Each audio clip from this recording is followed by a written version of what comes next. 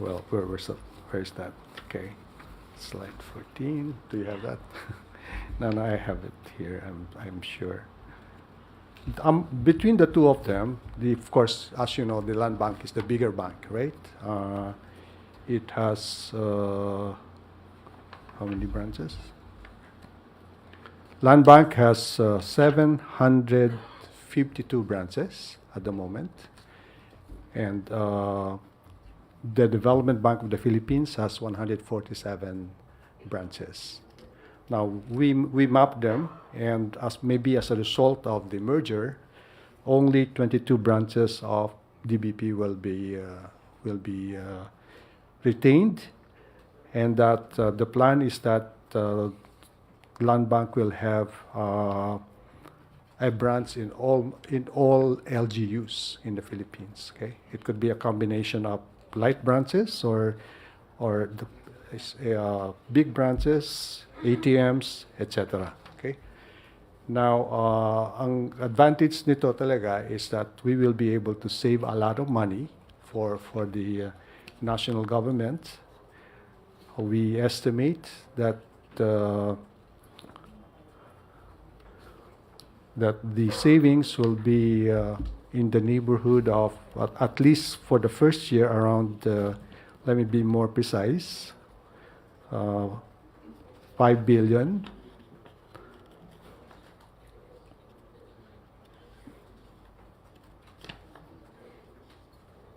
Let me see, okay.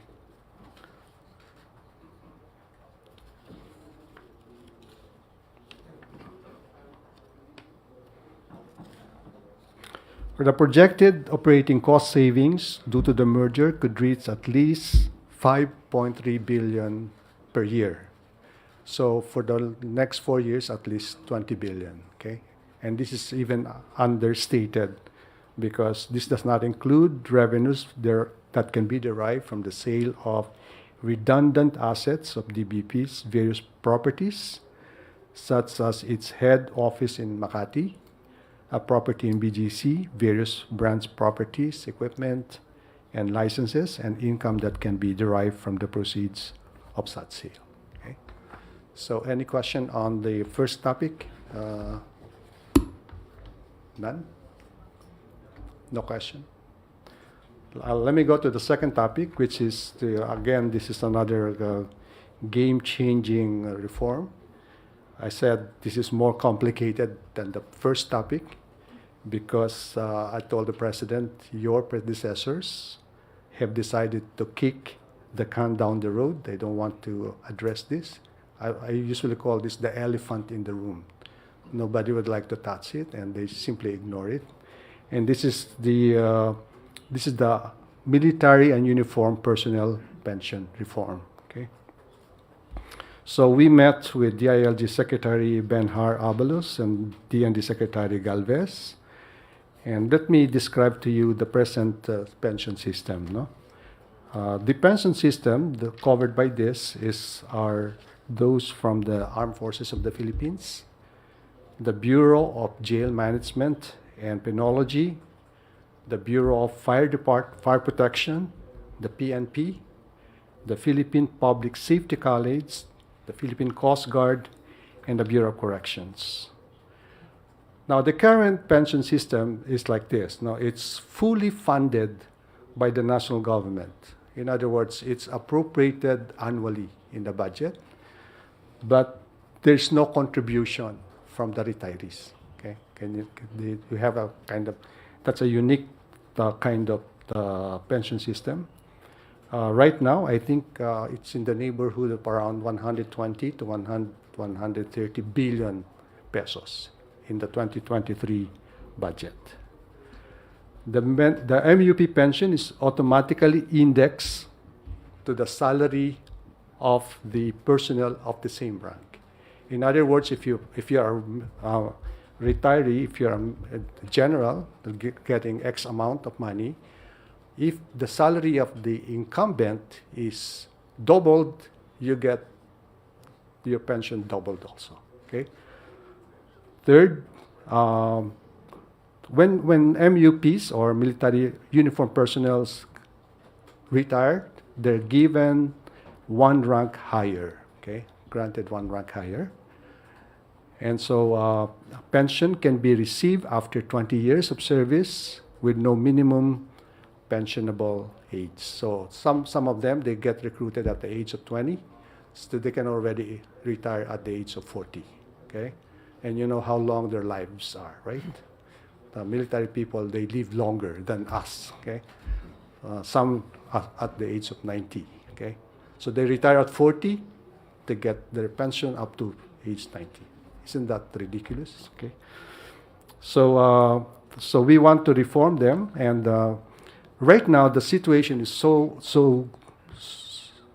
bleak. For example, that if you compare the current operating expenditures or maintenance and operating expenditures of the whole AAFP and the capital outlays, so the money they buy for airplanes, etc., it is actually much less than the amount of pension that we are allocating for the retirees. So there will come a time when the current budget will only be about one third or one fourth of the money that we're paying for the pensioners. Okay, so we have to really address that issue. It's not sustainable.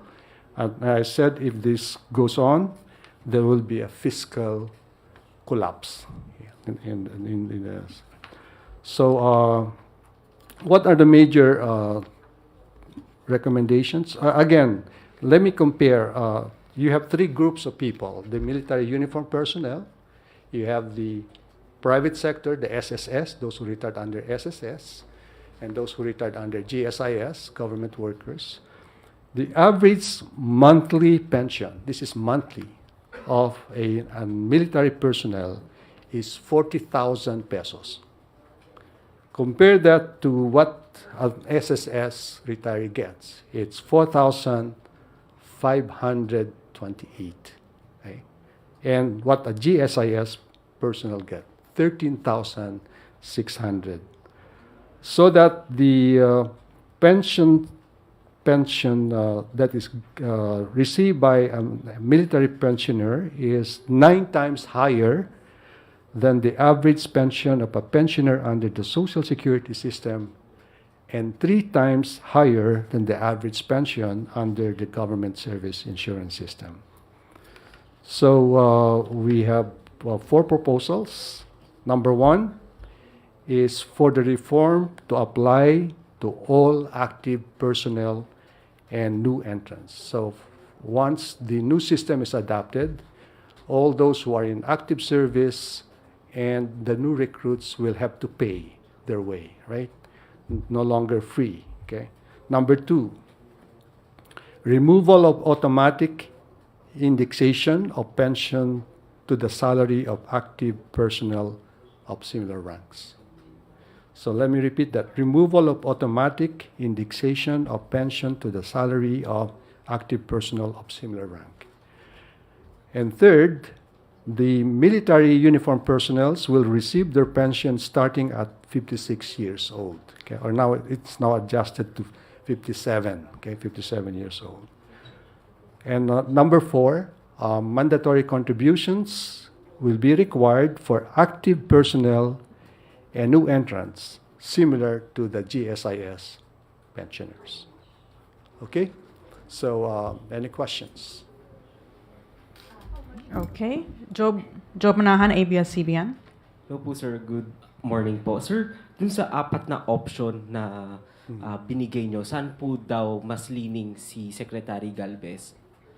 No, there's unanimity that we talked with them, with Secretary Galvez, we talked to Secretary Benhar Abalos, and they are generally agreed with all the 4. Siguro meron lang sa question dito sa number 3. Kasi right now, I think ang optional retirement is after serving for 20 years, no? Gusto niya sana siguro gawin na daw na after 25 years yung optional retirement. Mm-hmm. But he will consult with the military personnel on this, no? But in general, the whole cabinet or the whole those who attended the meeting are in agreement with measures 1, 2, 3, and 4. Okay. Pakaba lang po, sir. Doon naman sa merger, sino po yung clarification na po, sino yung surviving entity, Land Bank or DBP po? Definitely Land Bank, no? Kasi Land Bank is, I think, at least 4 times bigger than the DBP, and that the existing board of Land Bank will survive. Okay. Okay. Chona Yu, Inquirer Radio. Sir, just a quick follow-up on Job's question. How about the President? Is he inclined to approve your recommendations dun sa military retirement? Yeah, he's part of the decision making. Lahat Yeah. doon, Yeah. okay Oh. sa kanya yon? Okay sa kanya yan. Oo. Okay. Eden Santos, Net 25. Secretary, good morning po. Regarding po dun sa magiging contribution ng mga active military personnel and yung mga new entry Recruits. Okay. recruits, Oo. magkano po yung magiging monthly contribution nila if in case? Usually, ang contribution will depend on your salary. Okay? Siguro, meron sa ditong number eh.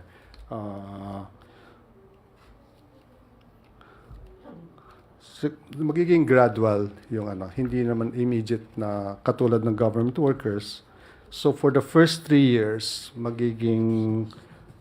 ang contribution nila is 5% of the salary. And then, ang contribution ng national government will be 16%. That's the... And then, for the next 3 years, it will be increased to 7%, so from 5 to 7. And then, yung NG share naman will decline to 14. Kasi ang ano ito is 21 eh. I think that's the contribution of government workers. And then, the years thereafter, the MUP share will be increased to 9. And then NG share to 12. Okay, so gradual yung ano. Secretary, alam naman po natin na marami na rin mga ganyang recommendations before. Pero ito po bang mga ganitong reforms, kailangan pang dumaan sa Kongreso? Kailangan dumaan sa Kongreso. So, in-approve ni Presidente ito, and we will push this to Congress. And we are already talking to some people in Congress who will push this. Okay. Okay. Yun po kasi nagiging problema before kaya hindi po natutuloy yung... Minsan nga hindi na nakakarating sa Kongreso eh. Dito na stall pa lang sa administration pa lang. But the President is recognizing the need for this, no? Talagang ipupush niya. Okay? Hindi po kaya maging ano ito, reason para yung mga military personnel natin, yung mga sundalo ay ma-demoralize or Hindi naman. umalma, mag-a-class. Hindi naman. Kasi as you know, recently, noong 2018, dinoble yung sweldo nila eh. Di ba? So, and kaya nga gradual yung contribution nila from 5 to 7 to 9. Di ba? And so, I think naiintindihan din nila that they have to, again, mag-cooperate with the rest of society. No? Otherwise, magbo-blow up talaga, magbabalon talaga yung deficit natin. Okay? Okay. Heidi Sampang, FEBC. Hi, Heidi. Morning, sir.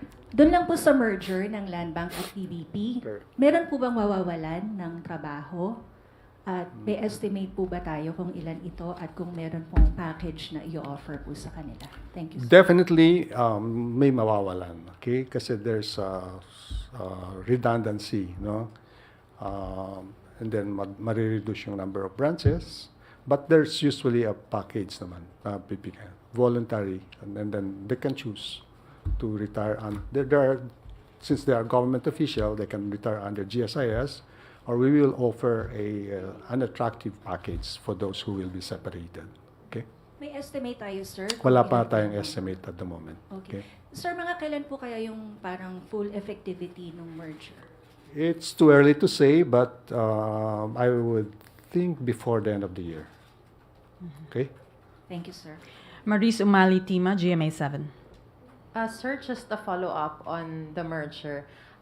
Correct me if I'm wrong, but this proposal has been approved in the previous administrations. Yeah. But for those administrations, it has not been implemented, and there are anxieties raised over this merger. So what made you finally make the president approve this, and what are the reasons exactly to be able to, or what are your responses to the anxieties that are being raised over this merger? As you know, this merger has been approved during the time of Pinoy, okay? President Aquino. No, President Aquino, through the government of GCG, no? Through GCG. It was not implemented. It was taken up during Duterte's term. It was also not implemented. So, but given what's happening now in the globally, you have banks which are now being closed, right? For example, Credit Suisse. Who would have thought that Credit Suisse will go under? So there's really a strong need for solidifying the government bank. We're not saying that DBP or Land Bank they have problems. Okay, yung sinasabi nga nung argument ng DBP, why fix if there's no problem? Hindi naman broken. We're not saying that the current system is broken, but as policymakers, we have to constantly seek better ways of doing things, no? Especially if we want to improve the performance of particular government agencies. So, yun lang naman. And this is also consistent with our right-sizing, no? That's the focus also of the president, right-sizing the bureaucracy. Because if we are able to do that successfully, then we'll have more money for really essential projects like healthcare, education for our people, and infrastructure. So, yun. Okay? Sir, one last regarding naman the issue on the pension. Because you mentioned that it still has to go through the Congress, and in the past, talagang hindi rin umaabot halos sa Kongreso. So, meron po ba tayong ibang plano kung sakaling hindi na naman ito ma-approve? Because you mentioned a while ago na talagang malaking ikakalugi na kung hindi ito maipatupad pa. I think President Marcos Jr. is in a best position to push through with this reform. As I mentioned, his predecessors simply kicked the can forward, right, without success. Why did I say that? Remember that he is, I think, the first president who was elected by a significant majority, right? 60%. Yung ibang presidente, they were only elected by 25% because of the number of candidates, di ba? So he really has this very strong support, and he's willing to spend his political capital for this because nakikita niya na pag hindi niya ginawa to, there will be a fiscal collapse in the future. Secondly, Mr. Marcos also has very strong control of both houses of Congress.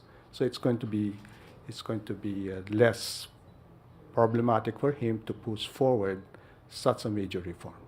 Okay. Harley Valbuena, DZME. Hi, good morning.